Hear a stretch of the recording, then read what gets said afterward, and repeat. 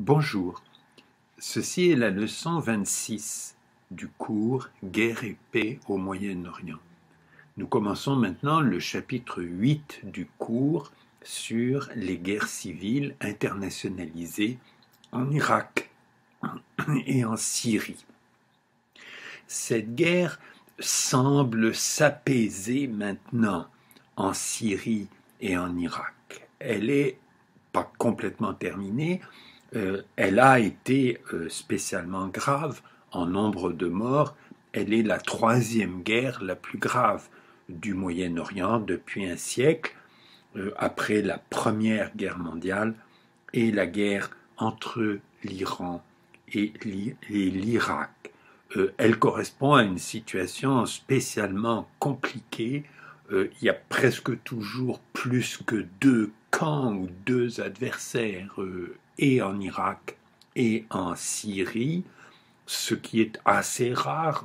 Les guerres civiles sont en général polarisées, c'est-à-dire que les adversaires ont tendance à se regrouper en deux coalitions principales.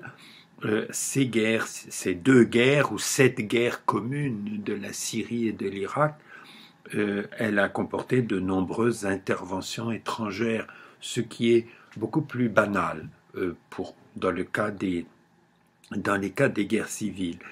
Presque toutes les guerres civiles comportent de nombreuses interventions étrangères en faveur de l'un ou l'autre parti.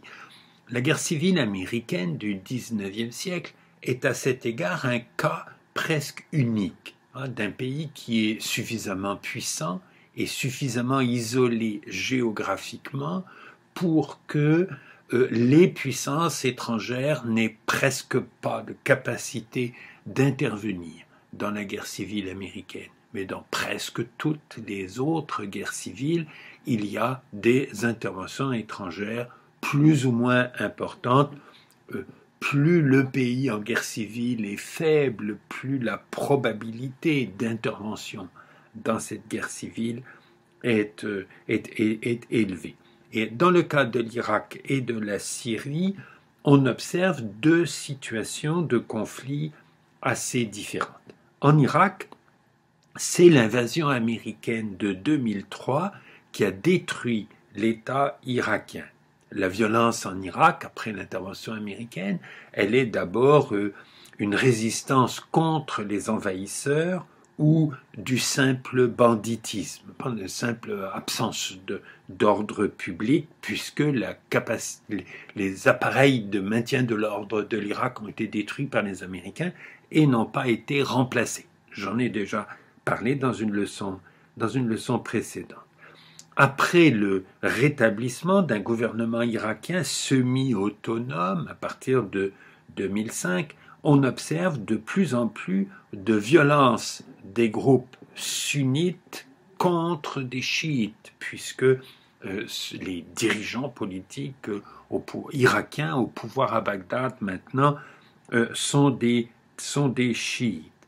Il y avait bien sûr des conflits latents dans la société irakienne, conflits qui étaient bloqués de force par le pouvoir de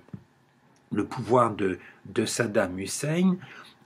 Donc les conflits ne sont pas créés par l'intervention américaine, mais c'est l'intervention américaine en détruisant l'État irakien qui a rendu possible que ces conflits deviennent violents sous la forme d'une guerre civile. Bon, il y avait déjà de la violence dans la façon dont l'Irak était gouverné avant 2003, mais la violence augmente considérablement à partir de l'invasion américaine. En Syrie, le scénario est différent. Il y a en Syrie un État solidement établi. La guerre civile est déclenchée en 2011 par la répression d'un mouvement populaire de revendication politique. C'est seulement ensuite que les puissances extérieures tentent d'y intervenir et que des volontaires assez nombreux s'infiltrent dans le pays pour appuyer tel ou tel groupe d'insurgés.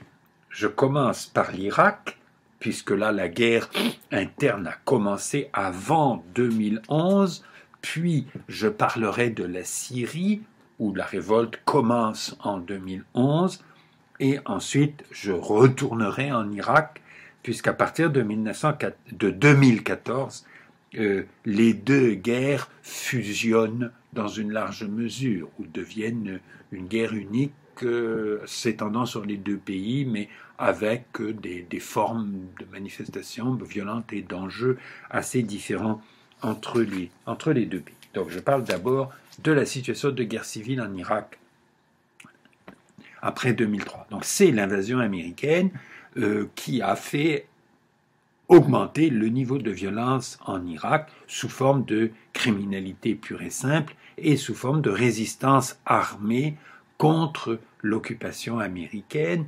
alimentée entre autres par ce dont je vous ai parlé dans une leçon précédente, la décision de l'administrateur américain Bremer de dissoudre l'armée irakienne, ce qui crée à la fois beaucoup de mécontentement parmi des hommes qui savent utiliser les armes, et ça les rend disponibles pour faire de la résistance contre l'occupation. Cette résistance, elle est principalement, mais pas exclusivement, arabe et sunnite. Les Kurdes dans le nord conservent l'autonomie qu'ils avaient depuis 2001. Cette autonomie, d'une certaine façon, se renforce et est maintenant reconnue par le nouveau gouvernement irakien qui est contrôlé par des chiites, et la résistance à l'occupation américaine est plus importante parmi les sunnites que parmi les chiites. Et ça va devenir une hostilité ou des combats contre le pouvoir étatique irakien qui est devenu chiite progressivement à partir de 2005 ou 2006. Un épisode est très révélateur de la situation de conflit dans la population irakienne, c'est le procès de Saddam Hussein. Saddam Hussein est capturé le 13 décembre 2003, il était en fuite, il se cachait depuis l'invasion américaine. Il est capturé en 2003. Son procès commence en octobre 2005 et puis il est suspendu. Il est repris en août 2006. À la fin de l'année 2006, Saddam Hussein est condamné à mort et exécuté le 30 décembre 2006. La liste des crimes qu'on pouvait reprocher à Saddam Hussein était très très longue. Le procès va le juger d'abord pour le meurtre de 142 chiites en 1982. Il y avait eu une tentative d'attentat contre un convoi dans lequel était le président Saddam Hussein. Et en représailles, il y a un village chiite proche de l'endroit de l'attentat où 142 personnes ont été tuées en 1982. On a là un crime passible de la peine de mort, il est condamné à mort, il est exécuté. Ça a un très gros avantage, c'est que ça évite de juger tout le reste.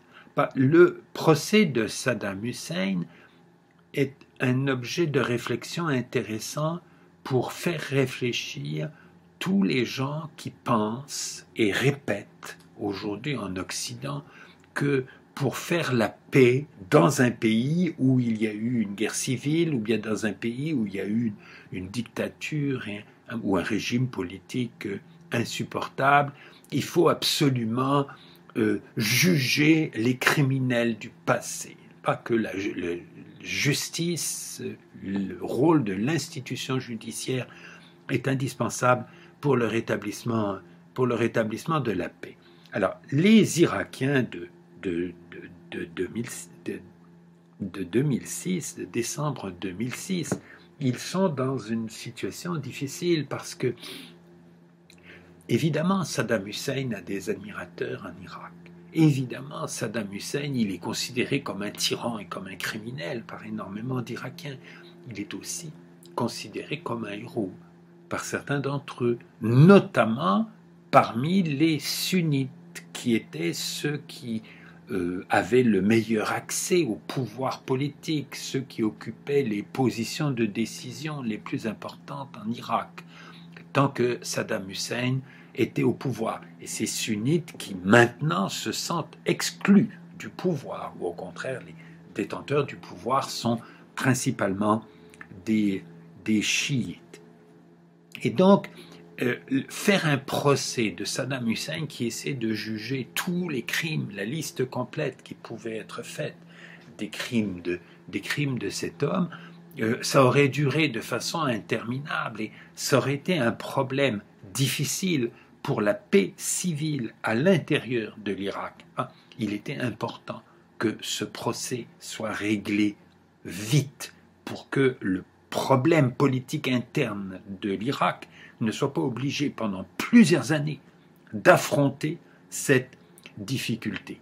Et l'artifice qui a été utilisé, c'est de le juger pour un de ces crimes, un crime vraiment grave, j'en suis d'accord, de le condamner à mort, puis d'exécuter la sentence, puis à partir du moment où il est mort, on ne peut plus le juger pour tous les autres chefs d'accusation qui auraient pu y avoir contre lui. Il est clair que cette condamnation à mort pour ce meurtre de 142 chiites est interprétée par beaucoup de sunnites en Irak comme un simple règlement de compte des chiites ou une simple vengeance des chiites contre celui qui avait été le leader politique des sunnites en Irak pendant très longtemps. Donc, je pense que la prolongation du conflit aurait été la chose la plus grave pour l'ordre public, le rétablissement de la paix civile en Irak, mais la condamnation de Saddam Hussein de cette façon pour ce crime-là et pour aucun des autres, ça n'a pas non plus servi à quoi que ce soit pour réconcilier les Irakiens entre eux, ce qui, je pense, aurait dû être la préoccupation principale en Irak en 2006 et non pas la punition des criminels du passé. Pas l'idée que la punition des criminels du passé facilite le rétablissement de la paix civile dans une société qui a été divisée très gravement, que ça c'est une illusion et que recommander ce genre de choses aux populations qui sortent de situations de conflit interne ou qui sont engagées dans une situation de conflit interne, ce n'est évidemment pas une bonne idée. En 2006, ce n'est pas la conséquence du procès de Saddam Hussein. Mon point, c'est seulement que le procès et l'exécution de Saddam Hussein, ça n'a rien aidé. Pas pour rétablir la paix civile en Irak. En 2006, la situation continue à se dégrader. Des attentats anti-chiites ont lieu de plus en plus souvent. Les gens qui font des attentats continuent à essayer d'en faire contre les Américains, mais c'est devenu de plus en plus difficile parce qu'ils se protègent efficacement. Donc ça devient plus facile de faire des attentats contre des groupes chiites ou des institutions chiites, et ça va avoir pour conséquence, dans Bagdad même, un phénomène de nettoyage ethnique réciproque, c'est-à-dire que les sunnites qui vivent dans des quartiers où les chiites sont les plus nombreux vont s'enfuir pour aller dans des quartiers sunnites où ils vont se sentir plus en sécurité, et que les chiites, là où ils sont minoritaires dans des quartiers sunnites, vont se déplacer en sens inverse. C'est quelque chose que nous avons déjà observé au Liban, au début de la guerre civile au Liban. C'est un phénomène classique des nettoyages ethniques pour raison de sécurité et non pas spécialement pour raison nationaliste. Il n'y a pas la volonté de créer un État sunnite ou de créer un État chiite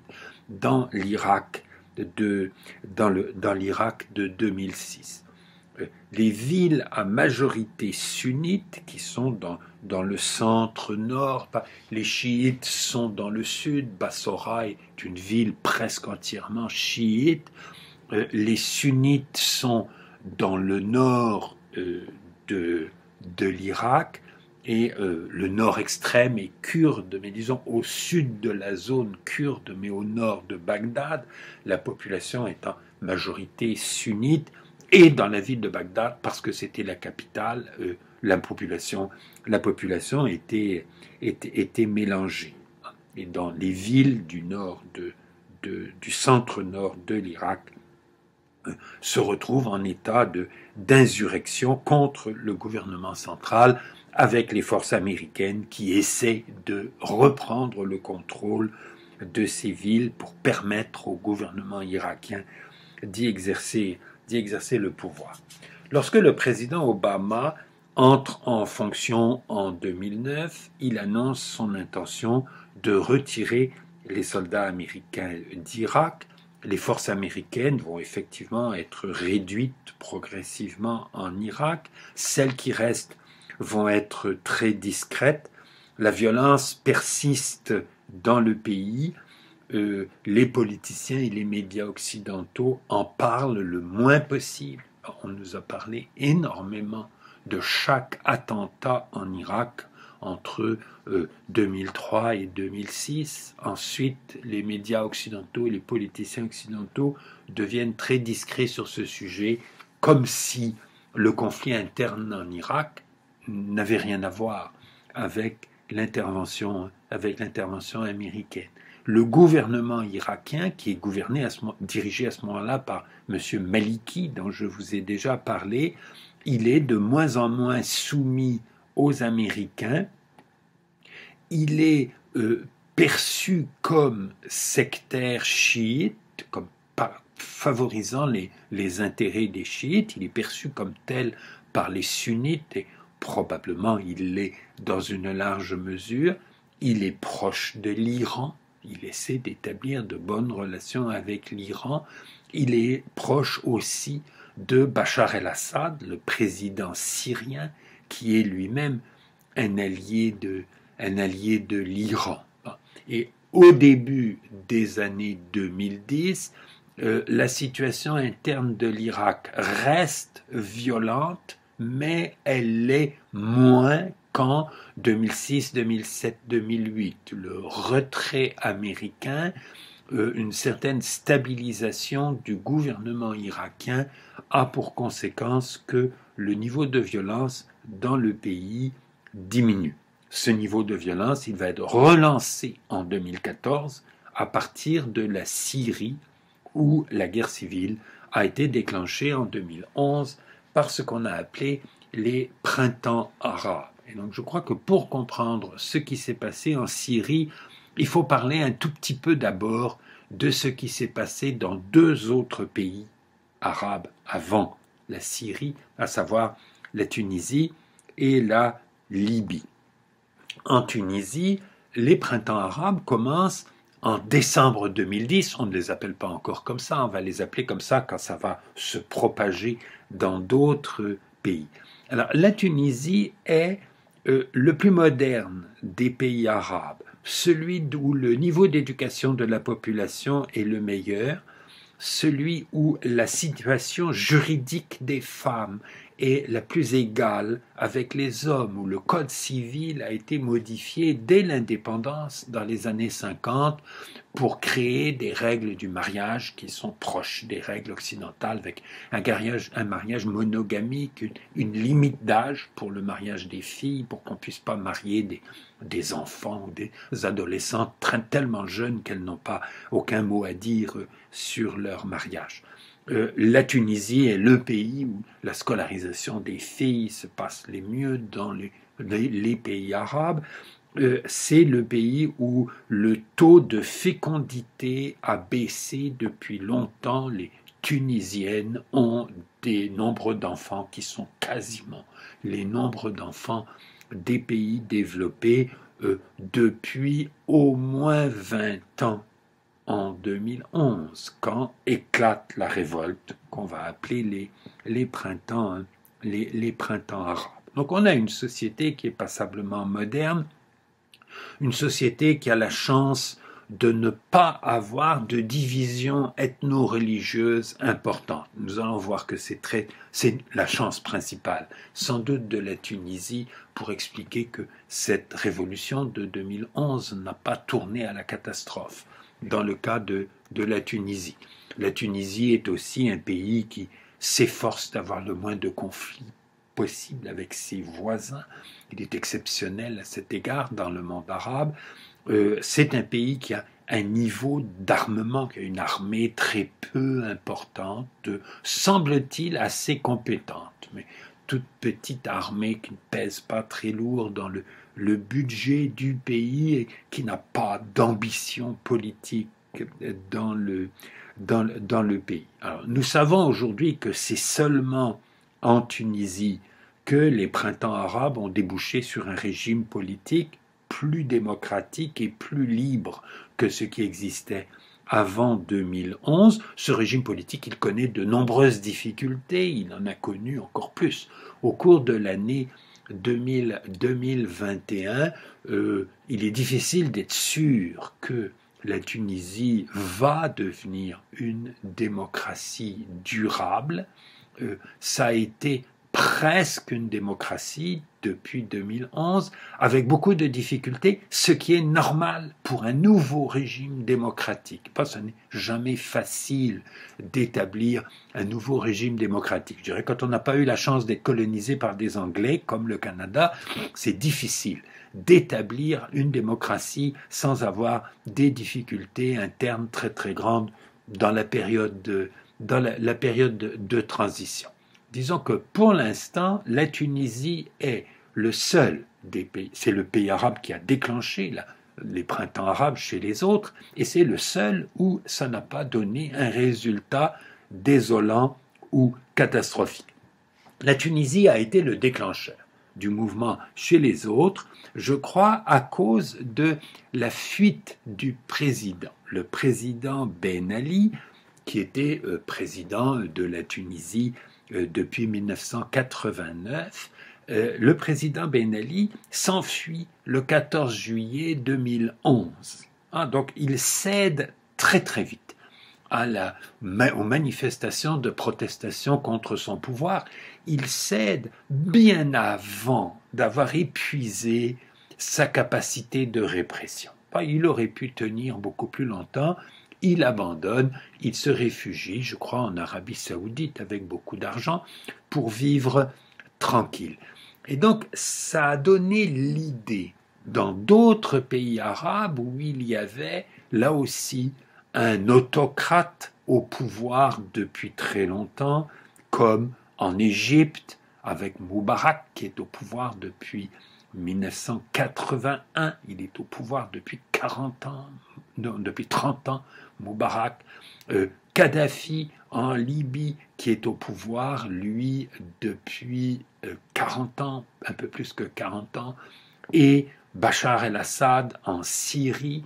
Bachar el-Assad, il est au pouvoir seulement depuis 2000, mais il a succédé à son père, et le pouvoir des Assad, père et fils, ça aussi, c'est depuis 30 ans, n'est-ce pas? C'est depuis aussi, attendez, 70, non, depuis 40 ans. C'est depuis plus longtemps que Ben Ali en Tunisie ou Moubarak en Égypte. C'est depuis presque aussi longtemps que Kadhafi en Libye. Et donc la révolte va se propager dans les autres pays sur le même modèle d'une revendication pour la liberté ou des manifestations qui, au départ, sont non violentes. Alors, en Égypte, où toutes les conditions sont plus difficiles qu'en Tunisie, la population est moins éduquée, le code civil n'est pas aussi égalitaire entre les hommes et les femmes, l'armée est extrêmement puissante, les implications de l'Égypte, depuis le traité de paix avec Israël, l'Égypte s'efforce de se retirer des complications internationales. Il reste que le régime politique de l'Égypte a beaucoup plus d'importance aux yeux d'autres pays que le régime politique de la Tunisie. La Tunisie est un pays qui n'inquiète personne. L'Égypte peu. inquiéter d'autres pays. Des manifestations populaires ont lieu à partir du 25 janvier. Elles conduisent le 11 février à la démission du président Moubarak. Des élections ont lieu en 2012 qui vont mettre au pouvoir un président issu des frères musulmans, donc un président civil islamiste qui va être renversé par l'armée en 2013. Et le chef de l'armée, un certain général Sissi, va être élu président en 2014 avec 96% des votes populaires, un régime politique là qui ressemble tout à fait à celui de Moubarak, avec plus d'audace et moins de prudence que Moubarak, je crois. Je ne crois pas que ce régime d'un général-président ait représenté un progrès quelconque pour le régime politique de l'Égypte. Mais ça n'a pas déclenché de catastrophe, alors qu'en Libye et en Syrie, ça va déclencher des catastrophes. La révolte éclate aussi en Libye. La Libye, elle est entre la Tunisie et l'Égypte. Lorsque la Tunisie et l'Égypte se révoltent, que des Libyens se révoltent aussi est assez prévisible. La révolte se centre principalement sur la deuxième ville de la Libye, Benghazi, qui est plus à l'est que Tripoli, la capitale de la Libye. J'ai déjà parlé de Tripoli au Liban. Il ne faut pas confondre Tripoli au Liban et Tripoli en Libye. Tripoli, c'est la capitale de la Libye. Ça a le même nom que l'autre ville, mais c'est une ville plus importante que Tripoli au Liban. Des pays européens, dont la France, qui va être... les États-Unis vont participer à cette intervention, mais c'est la France qui va être je crois, le déclencheur, le leader, le pays qui insiste pour qu'une intervention militaire ait lieu en Libye sous la forme d'opérations aériennes pour empêcher les forces de Kadhafi venues de Tripoli d'aller jusqu'à Benghazi et de reprendre le contrôle de Benghazi qui est en insurrection. Et ces pays européens demandent au Conseil de sécurité l'autorisation de le faire. Le Conseil de sécurité de l'ONU adopte le 17 mars 2011 une résolution autorisant l'utilisation des aviations de combat pour empêcher l'avance des forces de Kadhafi vers Benghazi, et donc pour protéger Benghazi. Alors, cette intervention militaire en Libye va se prolonger très au-delà de la simple protection de la ville de Benghazi. Elle va se poursuivre avec une extension des bombardements aériens sur la Libye, avec l'intervention, semble-t-il, de forces spéciales occidentales pour aider tel ou tel groupe d'insurgés en Libye. Ça va déboucher sur l'assassinat de Kadhafi et par l'entrée de la Libye dans une situation de chaos interne, chaos violent interne, qui dure jusqu'à aujourd'hui.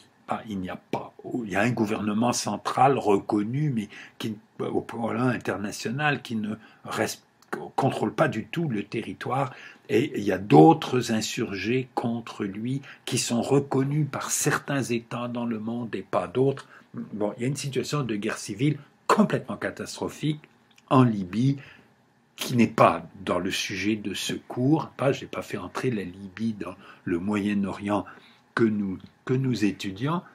Ce qui s'est passé en Libye est important pour comprendre ce qui va se passer en Syrie. Ce qui s'est passé en Tunisie et ce qui s'est passé en Libye. La Tunisie, c'est ce qui est sorti de mieux des printemps arabes, même si ce n'est pas parfait.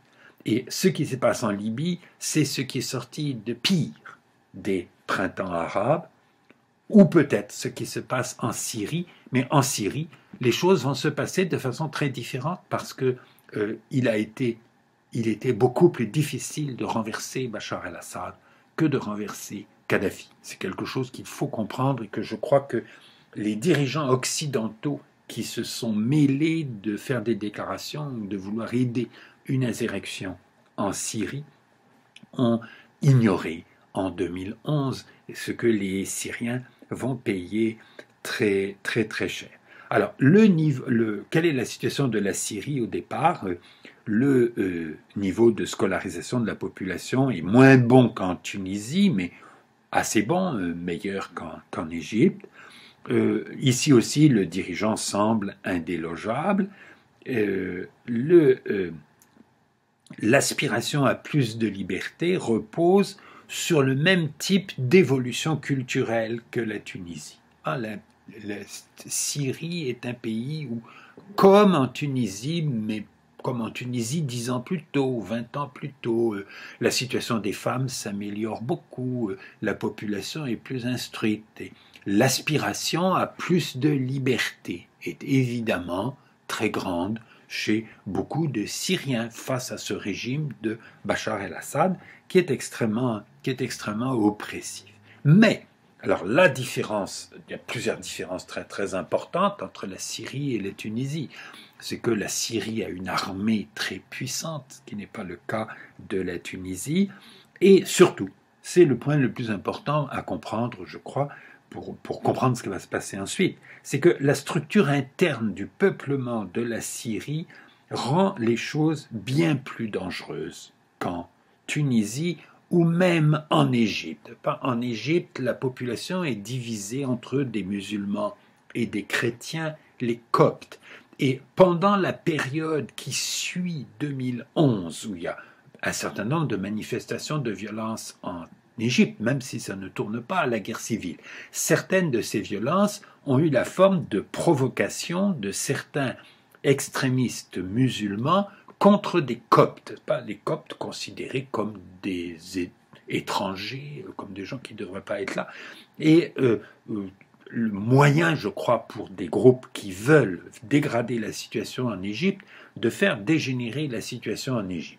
Mais la situation en Égypte entre 2011 et 2013 n'a pas tourné à la guerre civile entre Coptes et musulmans, alors que le risque en Syrie est beaucoup plus grand, parce que les minorités en Syrie sont plus nombreuses qu'en Égypte et ont des relations avec la majorité qui sont plus difficiles depuis beaucoup plus longtemps.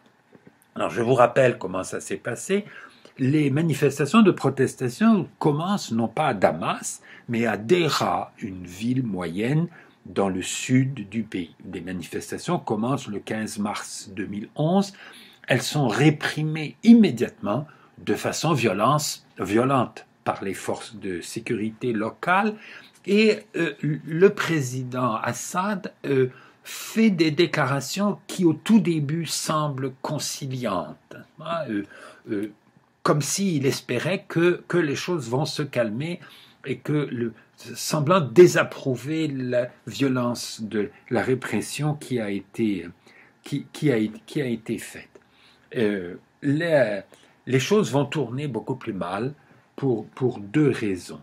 Peut-être à cause du précédent libyen.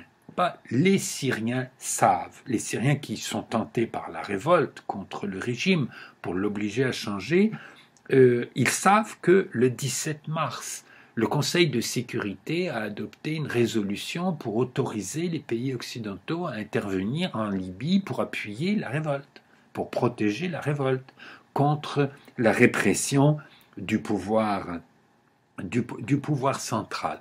Et probablement, beaucoup de gens en Syrie, enfin certaines personnes en Syrie, celles qui étaient favorables à la révolte contre le pouvoir, ont cru qu'ils pouvaient obtenir le même type de soutien que les Libyens.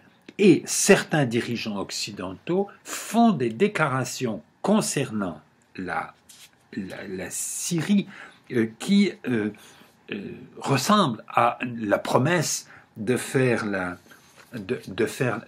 même chose. L'autre facteur, le facteur principal qui explique que ça va tourner mal, c'est la division de la population en communautés religieuses qui sont traditionnellement considérées comme des quasi-nations, les millettes de l'Empire ottoman, dont je vous ai parlé au début de ce cours, qui jouent un rôle tellement important enfin le souvenir des millettes, ça s'appelle plus comme ça, mais ça continue à être vécu dans le cadre de la guerre civile du Liban, nous l'avons vu, et ça va avoir le même effet dans le cas de la Syrie. Alors, quelle est la composition ethno-religieuse de la Syrie?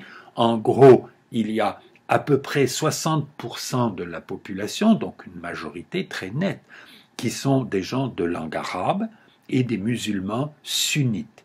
Et puis alors, il y a des minorités, les alaouites, qui sont une secte d'origine musulmane, mais très spéciale, et que souvent les musulmans ne considèrent pas vraiment comme des musulmans. Il y a des chiites, il y a des druzes, qui sont eux aussi une secte d'origine musulmane, et qui est considérée comme des musulmans ou pas, ça dépend qui porte un jugement sur eux. Il y a des chrétiens, il y a une minorité chrétienne assez importante en Syrie. Et enfin, il y a des Kurdes dans le nord-est du pays qui, eux, sont une minorité linguistique et non pas religieuse. Les Kurdes bon, sont en majorité musulmans sunnites, mais il peut y avoir des minorités religieuses parmi eux. Alors, depuis 1970, le pouvoir politique s'appuie en priorité sur des alaouites. Hafez al-Assad était alaouite. Il a fait semblant de devenir sunnite et d'avoir des pratiques religieuses de musulmans sunnites. Quand il est devenu président du Liban, de la Syrie, mais tout le monde sait bien qu'il est d'origine alaouite, et il place des alaouites à un certain nombre de positions clés, notamment dans les systèmes de sécurité, parce qu'il sait que ce sont les gens qui lui sont les plus fidèles personnellement, parce que ce sont ceux qui courraient les risques les plus graves s'il était renversé, parce qu'il serait considéré comme ses complices. Ce pouvoir syrien d'origine alaouite a toujours fait attention de confier des responsabilités importantes à quelques sunnites et à des membres d'autres minorités. Les alaouites, ils sont 10% de la population en Syrie. Hafez al-Assad n'a pas eu la folie de croire qu'il pouvait s'appuyer exclusivement sur les alaouites. Il faut qu'il s'appuie sur une alliance de minorités, les autres minorités religieuses, notamment les chrétiens en Syrie, et une minorité de sunnites qu'il coopte, pas, pour leur donner un rôle important dans l'État ou dans l'armée, dans l'administration de la Syrie. Alors, pourquoi la violence aggrave les conflits entre les groupes ethno-religieux? Dans la vie politique pacifique, les choix politiques des personnes sont déterminés par leurs intérêts ou par leurs idéologies, ce qui rend les communautés d'origine moins monolithiques. Les gens ne sont pas obligés d'avoir les mêmes opinions politiques que ceux qui ont la même religion qu'eux. Dans une guerre civile, la sécurité physique pour soi-même et pour sa famille ne peut être assurée que par la solidarité communautaire. Nous avons déjà observé cela au Liban aux alentours de 1975. Au Liban, le clivage au départ, c'est la division entre des gens qui sont nationalistes arabes et des gens qui pensent que le Liban est seulement une partie de la nation arabe et que donc il faut être solidaire des Palestiniens, et les gens qui sont nationalistes libanais, qui pensent que le Liban est un pays arabe, mais qui est une nation indépendante, qui doit rester indépendante, et que donc les Palestiniens sur le territoire du Liban doivent agir d'une façon qui ne met pas en danger la sécurité du Liban. C'est ça l'enjeu politique au départ. La plupart des nationalistes arabes sont musulmans, la plupart des nationalistes libanais sont chrétiens. Avec la guerre civile ouverte à partir de 1975, les chrétiens, même plutôt sympathiques au nationalisme arabe, sont obligés de se replier sur leur communauté d'origine, parce que c'est là qu'ils peuvent être en sécurité, c'est là que leur famille peut être en sécurité, ou du moins moins en insécurité, que s'ils restaient mélangés à des gens ayant une religion différente de la leur. Les communautés ethno-religieuses, à partir du moment où elles sont reconnues dans la société, où tout le monde sait quelle est la religion de ses voisins, quelle est la religion, peut reconnaître très facilement la religion des gens qu'il rencontre.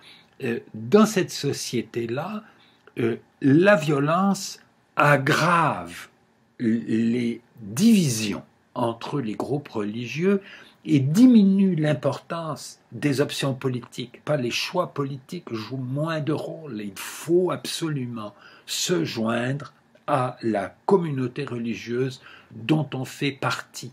Parce que sans ça, on va quand même être considéré comme un ennemi par les autres et on va être considéré comme un traître par les membres de sa communauté d'origine. Donc la sécurité, c'est de faire bloc avec la communauté à laquelle on appartient. Et c'est évidemment le phénomène qui se développe en Syrie à partir du moment où la répression des manifestations et l'acquisition d'armes par certains des insurgés pour riposter à cette répression violente, à partir du moment où le conflit devient violent au cours de l'année 2011 en Syrie, ça va être extrêmement rapide.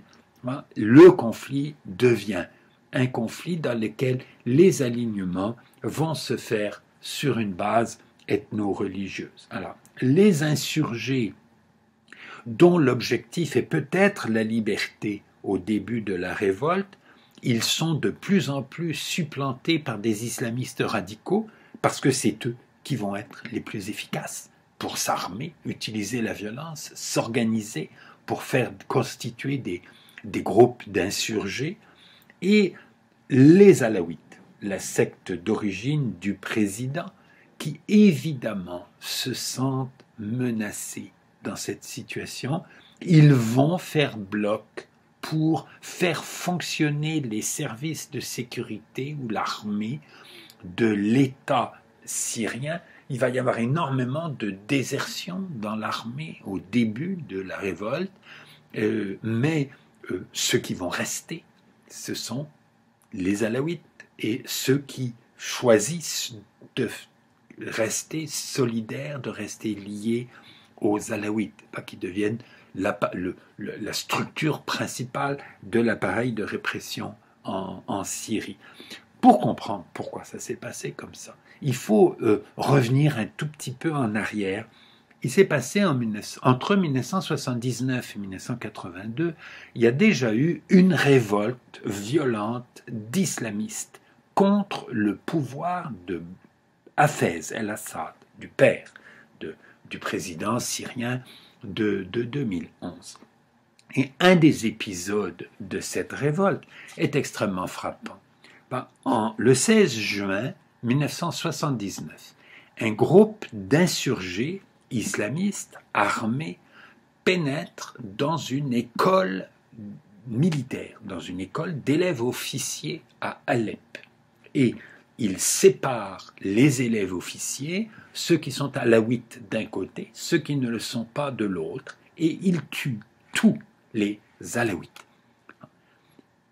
Évidemment, les Syriens de 2011, ils savent ça. Ils savent qu'une révolte, même si au départ, c'est une révolte pour la liberté, c'est une révolte pour moins de censure, pour une amélioration du régime politique. Ce que c'est, très probablement au départ, à partir du moment où des groupes islamistes radicaux prennent le contrôle de ces éléments de révolte, ils prennent le contrôle parce que c'est eux qui sont armés, parce que c'est eux qui sont capables de combattre contre les services de sécurité syriens.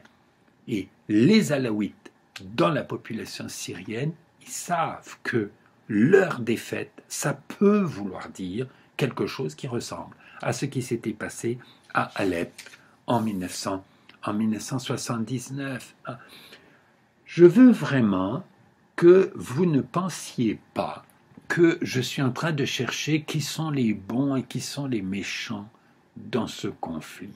Ce que je veux, c'est vous aider à comprendre quelles pouvaient être les motivations des uns et des autres dans ce conflit.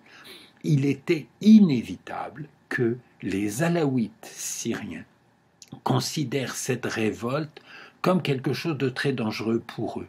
Il y avait peut-être beaucoup d'Alaouites syriens qui finalement n'aimaient pas du tout Bachar el-Assad. Je ne sais pas ça. Je n'ai pas le moyen de savoir ça.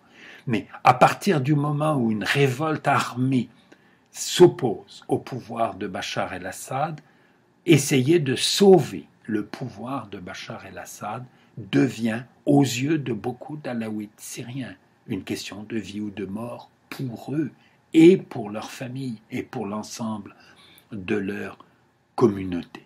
De la même façon, les insurgés sunnites qui considèrent que les sunnites sont la majorité de la population en Syrie et que les sunnites ont été maltraités par ce pouvoir politique depuis longtemps, en 1982, par la répression de cette insurrection d'islamistes radicaux dont je vous parlais, dont l'attaque de l'école militaire d'Alep en 1979 est un des hypothèses, un des épisodes.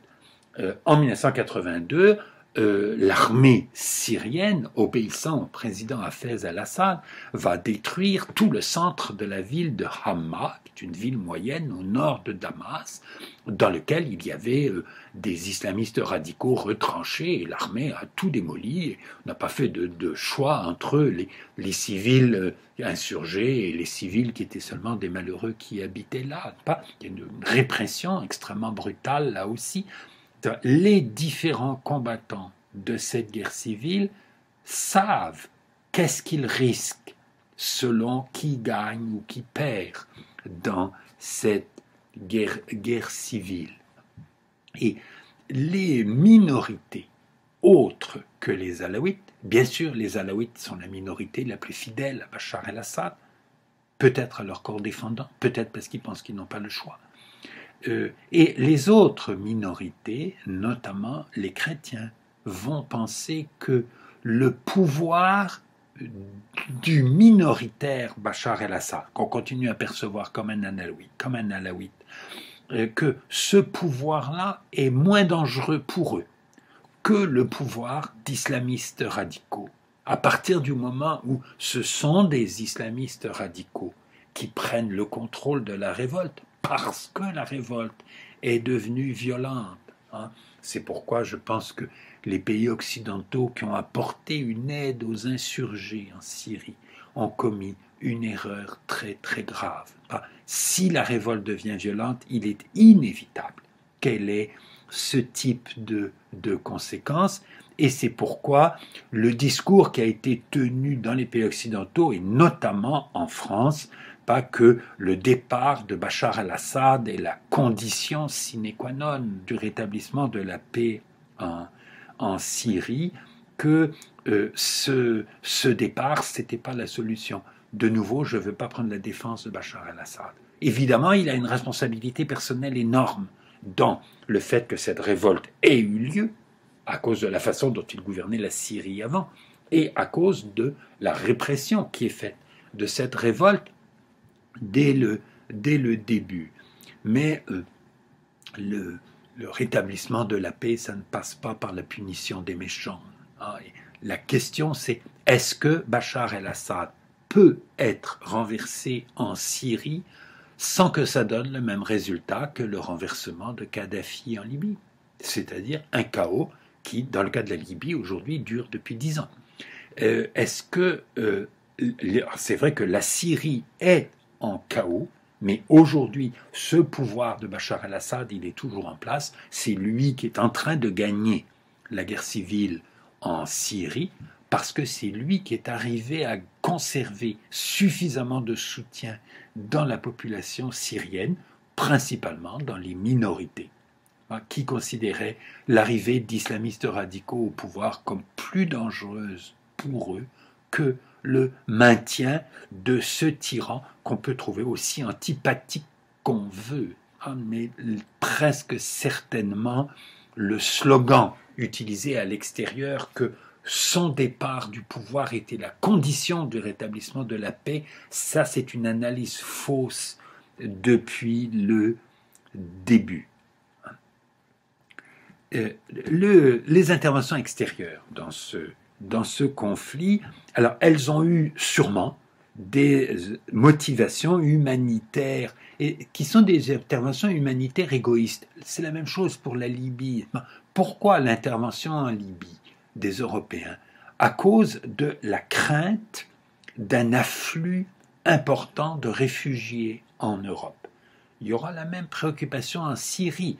Et en 2015, il va effectivement y avoir un afflux important de réfugiés syriens en Europe, qui vont poser un problème assez sérieux aux pays de l'Union européenne. Alors nous savons que dans le cas de la Libye, l'intervention en Libye a plutôt aggravé l'afflux de réfugiés en Méditerranée à partir de la Libye, parce qu'après tout, Kadhafi arrivait à contrôler ça, et que la disparition du régime de Kadhafi et le chaos violent en Libye a aggravé le problème des réfugiés clandestins qui essaient d'immigrer de façon clandestine en Europe en traversant la Méditerranée. Mais évidemment, la préoccupation des gouvernements européens avec le discours humanitaire, qu'il faut venir en aide aux victimes, qui est le discours apparent pour justifier l'intervention, il cache une autre préoccupation qui est à la fois légitime et égoïste, qui est d'essayer de ne pas avoir trop d'afflux de réfugiés dans les pays, dans les pays européens. Il y a eu, je crois, d'autres motivations, notamment dans le cas de la Syrie, l'idée que Bachar el-Assad est l'allié de l'Iran et que donc il est détestable et que donc la disparition du pouvoir de cet homme serait une bonne chose. Je crois que ça joue un rôle. Je reviendrai plus tard dans ce cours sur cette question du conflit entre l'Iran et les autres pays du Moyen-Orient, où il y a une espèce de guerre froide, n'est-ce pas, des pays occidentaux vis-à-vis de l'Iran, dont la Syrie a, je crois, été en partie victime. C'est-à-dire que l'incapacité des pays occidentaux d'évaluer la situation interne de la Syrie et d'essayer de comprendre qu'est-ce qui était possible, qu'est-ce qui ne l'était pas, qu'est-ce qui pouvait aggraver les choses ou qu'est-ce qui pouvait limiter les dégâts en Syrie, qu'une partie des erreurs de jugement s'explique par l'idée que Bachar el-Assad est détestable parce qu'il est l'allié de l'Iran. Alors, une intervention armée du type de celle qui a été menée en Libye n'a pas eu lieu. Les Occidentaux vont demander au Conseil de sécurité une résolution du même type de celle qui avait été adoptée le 17 mars concernant la Libye. Et cette fois, la Russie va mettre son veto. La Russie va s'y opposer en argumentant, ce qui n'est pas faux, que les Occidentaux qui avaient eu une résolution pour protéger Benghazi, ils ont utilisé cette résolution pour une intervention qui a duré beaucoup plus longtemps et qui a eu des conséquences beaucoup plus étendues. Et donc, ils ne veulent pas, les Russes disent qu'ils ne veulent pas qu'on leur refasse le même coup en Syrie, que puisque la résolution concernant la Libye a permis aux Occidentaux d'aller au-delà, ils n'autoriseront pas une résolution du même type concernant la Syrie. Il est possible aussi que les décideurs occidentaux aient compris que la Syrie, c'était beaucoup plus compliqué que la Libye. C'est beaucoup plus difficile d'y aller. C'est 4 ou 5 fois plus peuplé que la Libye. Ça a une armée beaucoup plus puissante. Ça a une géographie plus compliquée. L'intervention aérienne en Libye, au départ, elle était facile. Il fallait juste couper la route qui est le long de la mer, et qui conduit de Tripoli à Benghazi. C'était facile de bombarder les véhicules qui se déplacent sur cette route pour les empêcher d'aller jusqu'à Benghazi. En Syrie, tout serait beaucoup plus compliqué. Est-ce qu'ils ont compris aussi que en Syrie, une partie des Syriens défendrait efficacement Bachar el-Assad? Je ne sais pas cela. Ce qui est clair, c'est que les Occidentaux, dans leur déclaration et leur aide ensuite à certains groupes d'insurgés, ne vont pas faire le raisonnement que j'ai fait devant vous pour la première fois à propos de la petite guerre civile du Liban de 1958. Je vous disais, quand on intervient dans une guerre civile, il faut savoir qui on veut aider à gagner. Si il n'y a personne qu'on veut aider à gagner, il ne faut pas intervenir dans une guerre civile.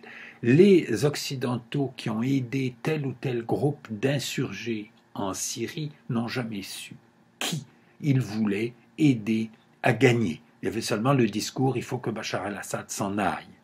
On sait qui on veut faire perdre, mais on ne sait pas qui on veut faire gagner. Et finalement, nous allons le voir plus tard, la guerre civile en Syrie va se terminer, est en train de se terminer avec la victoire de Bachar el-Assad, qui a eu l'aide très importante de la Russie et de l'Iran. La Russie et l'Iran savaient qui ils aidaient à gagner dans cette guerre. Peut-être que le personnage qu'ils ont aidé à gagner était détestable, mais du point de vue de la stratégie politique, ils avaient une stratégie politique qui n'était pas incohérente, alors que les Occidentaux, aidant des gens qui n'ont aucune chance de gagner, ou qui, s'ils gagnent, risquent d'être pires que l'était le pouvoir de Bachar el-Assad. Une des choses que j'ai redoutées en 2013-2014, lorsque il semblait possible que Bachar el-Assad soit renversé d'une certaine façon, qu'il ait survécu à cette guerre, que son pouvoir politique ait survécu à cette guerre, est assez étonnant. Le risque, c'est que des gens aidés par les Occidentaux à arriver au pouvoir se mettent immédiatement à massacrer un nombre considérable d'Alaouites en Syrie, et que les gouvernements occidentaux qui les ont aidés à arriver au pouvoir se retrouvent dans une situation terriblement embarrassante par ce type de résultat. Comme je trouve les gouvernements occidentaux devraient être extrêmement embarrassés par la situation en Libye aujourd'hui, qui est en partie la conséquence de leur intervention. Pas seulement, mais quand même très largement. Alors, les Occidentaux, incapables d'intervenir efficacement en Syrie, vont au plan de la propagande s'en tirer en accusant les Russes, pas en disant tout ça c'est de la faute des Russes, c'est les Russes qui nous ont empêchés d'intervenir en Syrie. Pour intervenir en Syrie, il fallait que les Russes nous autorisent à le faire. Et je crois qu'il y a eu, si le but des Occidentaux en Syrie était le but humanitaire égoïste que je décrivais tout à l'heure, pas on veut qu'il y ait le moins de victimes possible en Syrie pour qu'il y ait le moins de réfugiés possible chez nous, qui est une position honorable politiquement, justifiable politiquement, face à une situation comme celle-là. Pour limiter les dégâts en Syrie, il fallait essayer de le faire avec la Russie et non pas contre la Russie. Et le choix qui est fait en 2011 d'utiliser ce qui se passe en Syrie pour faire de la propagande contre la Russie, si le but était de rendre la situation moins grave en Syrie, c'est évidemment ce qu'il ne fallait pas faire. Alors, les insurgés en Syrie vont avoir de l'aide, ils vont avoir de l'aide de l'Arabie Saoudite ou du Qatar, pas des pays qui traditionnellement financent les mouvements sunnites radicaux, islamistes sunnites radicaux ailleurs dans le monde. il y a un conseil national syrien qui comprend des opposants et des officiers qui ont quitté l'armée syrienne. Ce conseil national syrien, il est créé à Istanbul le 2 octobre 2011. Donc apparemment, il y a une vitrine là de l'insurrection, même si ce conseil national syrien ne contrôle pas grand-chose sur le terrain en Syrie. La Turquie, donc ce conseil il est établi à Istanbul, en Turquie, la Turquie va se mettre à jouer un rôle très important dans cette histoire. La Turquie avait d'assez bonnes relations avec la Syrie avant 2011. Ces relations, elles étaient mauvaises à la fin des années 90, lorsque la Syrie abritait les dirigeants d'une insurrection kurde en Turquie. Et puis la Turquie a fait pression sur la Syrie pour que la Syrie expulse ce dirigeant kurde qui a fini par se retrouver, qui a fait un itinéraire international avant de se retrouver capturé par les Turcs. Il est toujours en prison en Turquie aujourd'hui. Les relations entre la Syrie et la Turquie deviennent meilleures au cours des années 2000. En 2011, le Premier ministre turc, Erdogan, aujourd'hui il est président, mais à l'époque il était Premier ministre, chef du gouvernement. Et en tant que chef du gouvernement, il était déjà le principal décideur du pays. En 2011, Erdogan a été tout d'un coup l'homme le plus populaire des printemps arabes. C'est un phénomène tout à fait remarquable. Les islamistes tunisiens, au cours de l'année 2011, déclarent on ne veut pas du tout établir une dictature, on veut établir une démocratie musulmane. Notre modèle, c'est l'AKP. L'AKP, c'est le parti d'Erdogan, donc au pouvoir en Turquie, parti qui, à ce moment-là, à la fois défend les droits de la religion musulmane dans la société et la laïcité de l'État. Erdogan se rend en visite dans les pays arabes au début de l'année 2011. Il fait en Égypte un discours tout à fait extraordinaire dans lequel il explique aux Égyptiens que la laïcité, comme en Turquie, c'est la meilleure solution pour les musulmans. Que si l'État est laïque, pour les musulmans, c'est parfait. Et que la situation de la Turquie aujourd'hui, avec ce parti ouvertement islamiste, ouvertement défendant la religion musulmane, et Erdogan déclarant officiellement qu'il est un défenseur de la religion musulmane et qui en même temps déclare que l'État laïque c'est très bien et qu'il n'est pas question de mettre fin à l'État laïque. Et donc on a l'impression que la Turquie tout d'un coup peut devenir une espèce de modèle ou même une source d'aide pour ces nouveaux régimes démocratiques qui essaient d'être conciliants avec la religion musulmane en Tunisie, en Égypte et pourquoi pas en Syrie. Et lorsque commence l'insurrection en Syrie, Erdogan fait des déclarations favorables à l'insurrection sous la forme de conseils à son ami Bachar el-Assad, que Bachar el-Assad doit faire des concessions aux révoltés pour établir un régime à la fois plus conciliant envers la religion musulmane, c'est toujours le discours d'Erdogan, et plus démocratique. Le soutien de la Turquie aux insurgés en Syrie va entraîner immédiatement un message de méfiance ou des déclarations de méfiance de la part des Alévis turcs. Qu'est-ce que c'est les Alévis?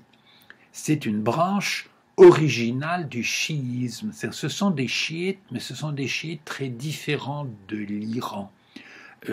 En Iran ou en Irak, le chiisme a un clergé très important, visible dans la société. Les Alévis en Turquie sont un peu une religion souterraine. Ils sont entre 10 et 25% de la population totale. Je ne sais pas.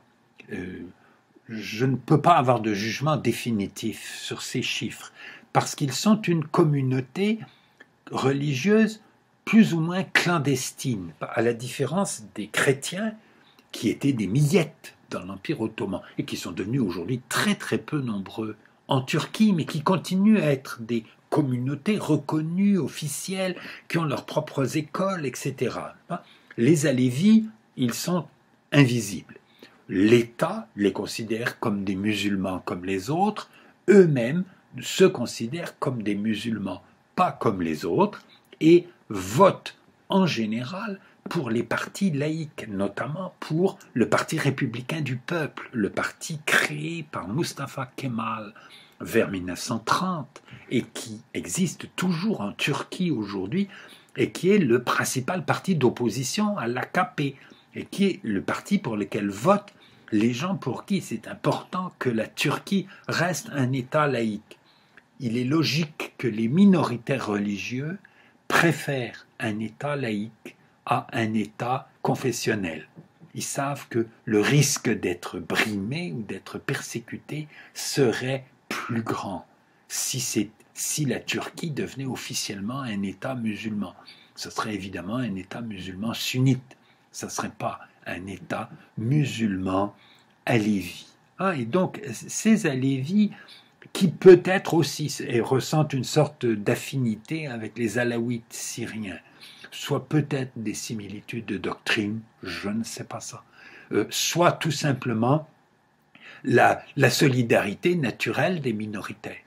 Les aléouites sont minoritaires au point de vue religieux en Syrie, les alévis sont minoritaires au point de vue religieux en Turquie, et donc eux sont capables de se rendre compte que la guerre civile en Syrie est quelque chose de terriblement dangereux pour les alaouites et qu'ils ne souhaitent pas voir la disparition de cette autre minorité religieuse parmi leurs voisins.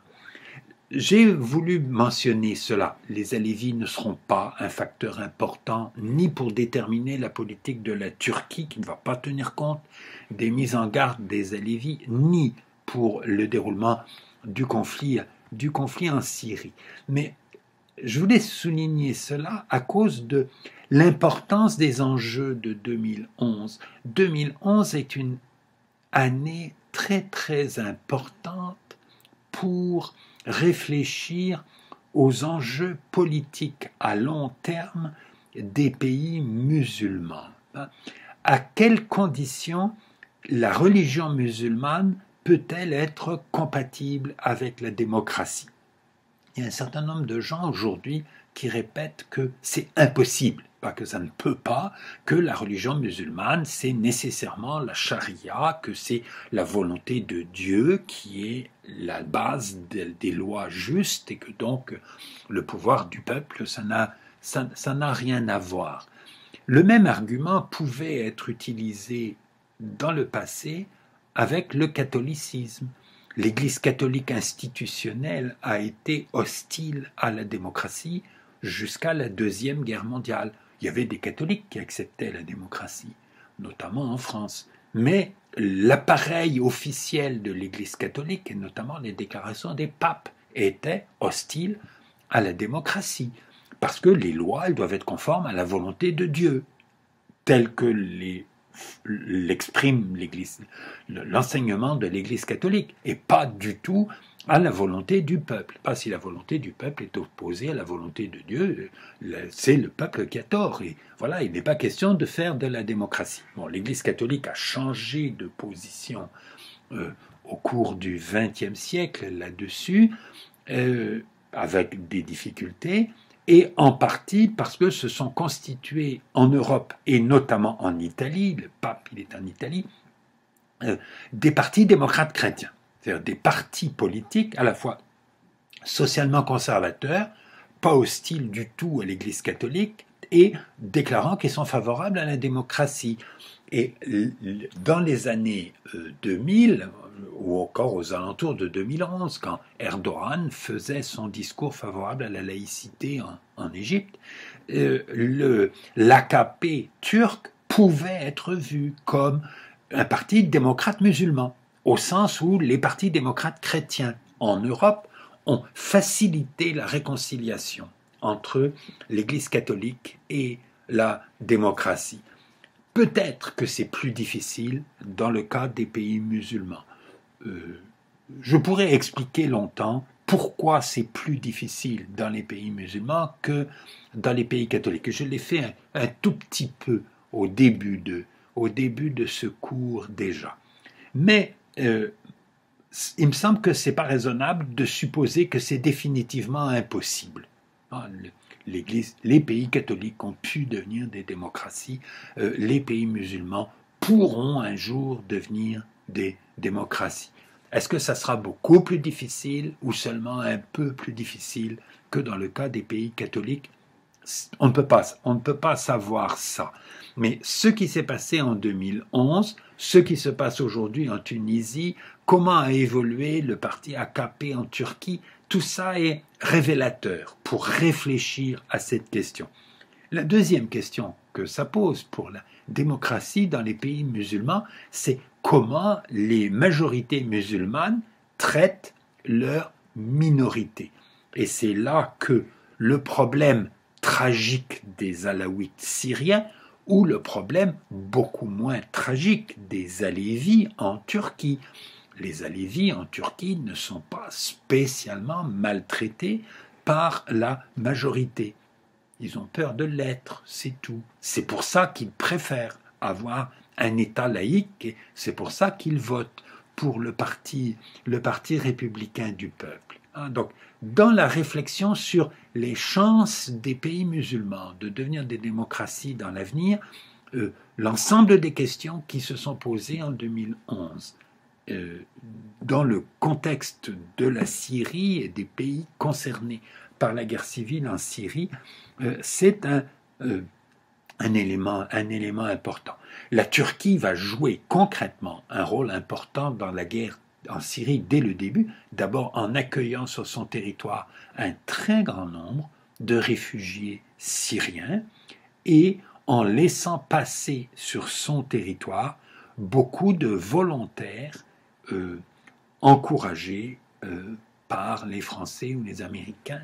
Il va y avoir beaucoup de gens qui vont pénétrer en Syrie pour participer à la lutte aux côtés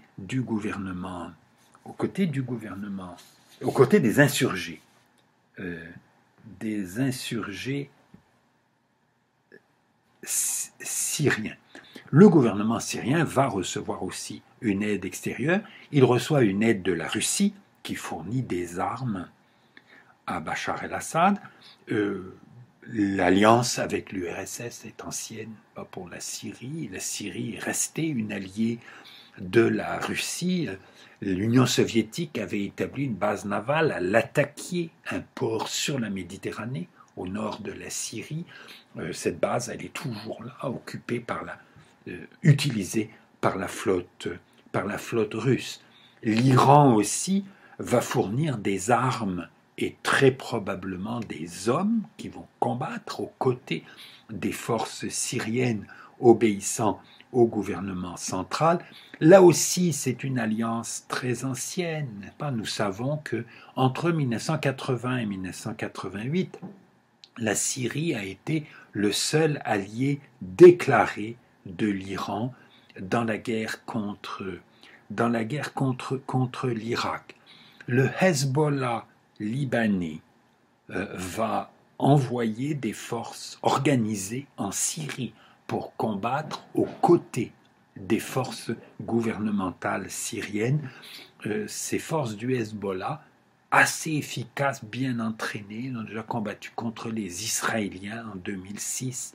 Ils se sont entraînés, équipés, préparés pour attendre la prochaine invasion israélienne.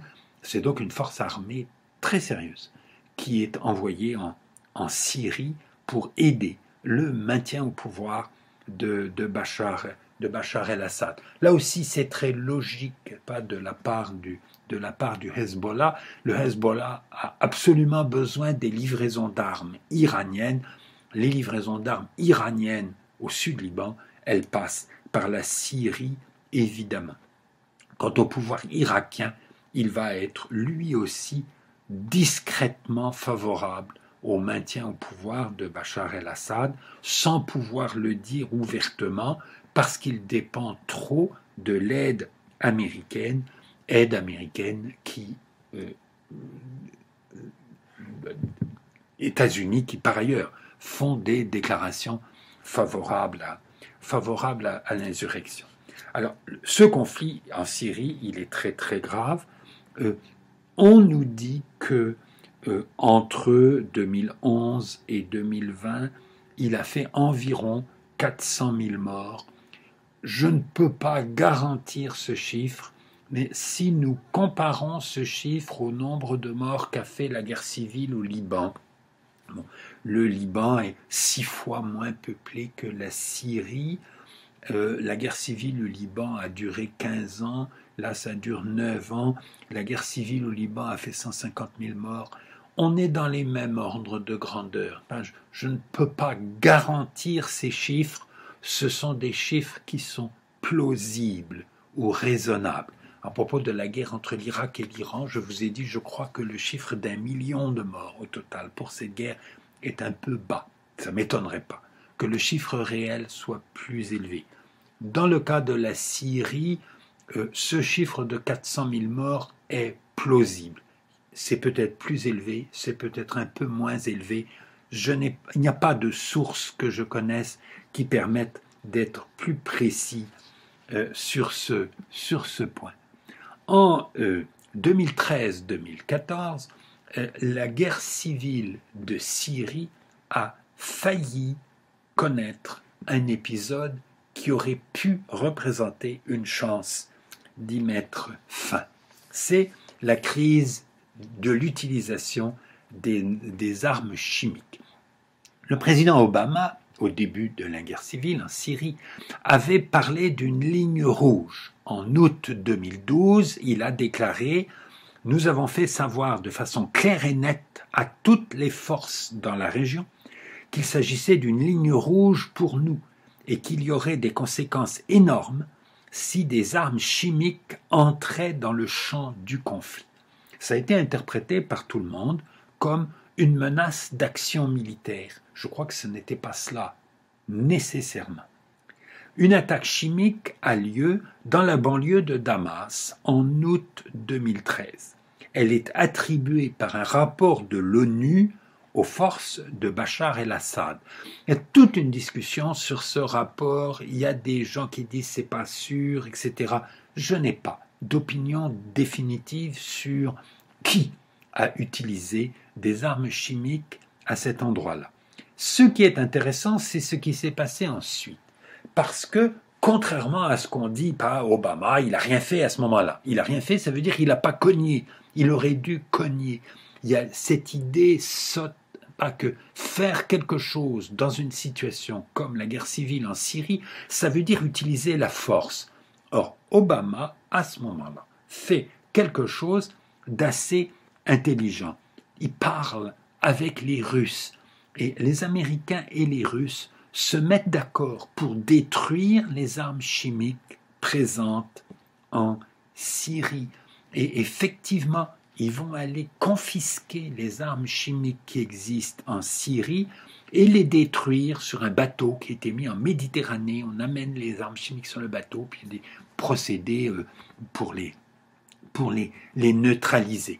La destruction des armes chimiques syriennes se termine en août 2014. Et ça a été fait conjointement par les Américains et les Russes. Il y aura des accusations d'attaques chimiques qui seront faites ensuite dans le cadre du conflit syrien. Toutes ces accusations d'attaques chimiques concernent le chlore. Le chlore, c'est un gaz qui peut être utilisé effectivement, pour asphyxier des gens. Ça a été utilisé comme arme chimique pendant la Première Guerre mondiale. La fabrication de chlore, c'est extrêmement facile. Les usines d'épuration d'eau ont du chlore pour purifier l'eau qu'on met dans les tuyaux et qui arrive dans les maisons, dans les robinets. Donc le fait qu'on ait pu fabriquer de nouveau du chlore en Syrie après 2014, ça ne veut pas dire que la confiscation des armes chimiques en 2013-2014 ait été une erreur, que ça n'ait pas réussi, que ça n'ait pas marché. On ne peut pas faire disparaître le chlore d'une société, et non seulement l'État syrien était capable de nouveau de fabriquer du chlore, mais les insurgés aussi étaient capables de fabriquer du chlore ou d'avoir accès à du chlore. Je saurais faire ça dans ma cuisine, si on me le demandait. Donc c'est vraiment à la portée de tout le monde.